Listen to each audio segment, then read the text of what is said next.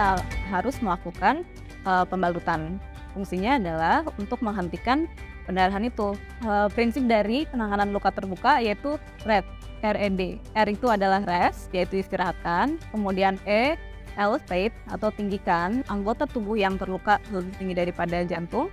Dan D, direct pressure atau memberikan tekanan atau kompresi langsung pada luka. Fungsinya tadi untuk menghentikan pendarahan.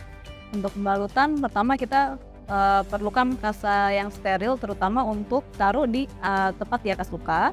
Kemudian kasa gulung atau jika kita punya elastic bandage yang akan nanti dililitkan di luka. Kita kemudian memberikan plester di atasnya. Ketika kita menemukan korban dengan patah tulang, kita akan melakukan pembidaian.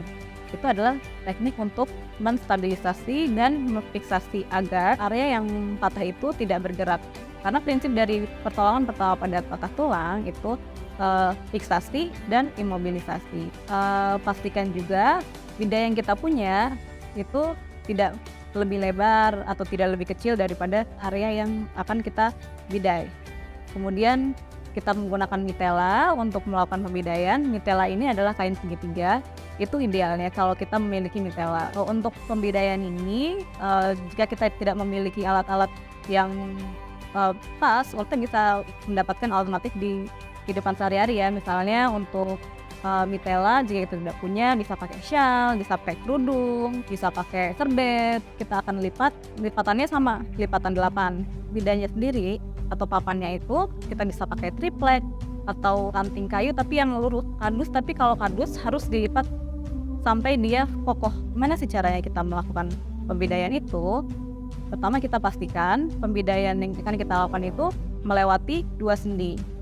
Jadi ketika misalnya patah tulang di lengan bawah ini, kita akan membidai pada siku dan pergelangan tangan. Jumlah ikatan yang akan kita berikan untuk pembidaian itu harus minimal 2. Kalau misalnya memang kita tidak punya kain lagi, tapi kalau ideal adalah 3, yaitu di atas dan di bawahnya, kemudian di tengahnya.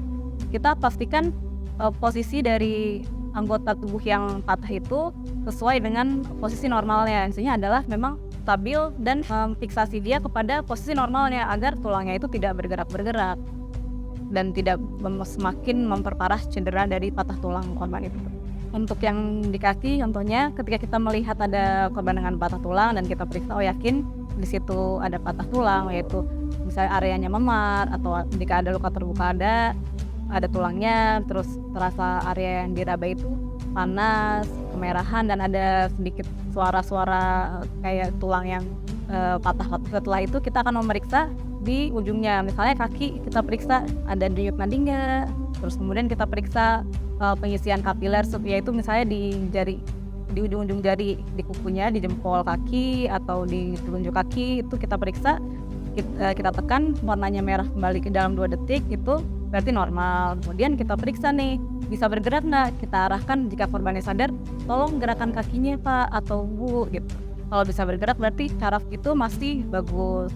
Kemudian kita stimulus kayak ditik, masih kerasa, berarti masih bagus juga. Kemudian baru kita bisa lakukan pembidaian itu dengan cara tadi kita ukur kaki yang sehat ya, bukan di kaki yang patah. Jadi kita ukur bidainya sesuai dengan ukuran kakinya melewati 2 sendi. Jadi di pergelangan kaki dan di lutut. Jika kita sudah menemukan bidai yang tepat, kemudian baru kita siapkan mitela tadi yang akan kita jadikan pengikat dari 2 bidai itu. Kita siapkan paling tidak 3 untuk mengikat. Kita letakkan bidai di samping kanan dan samping kirinya, jadi harus menutupi semua sisinya ya.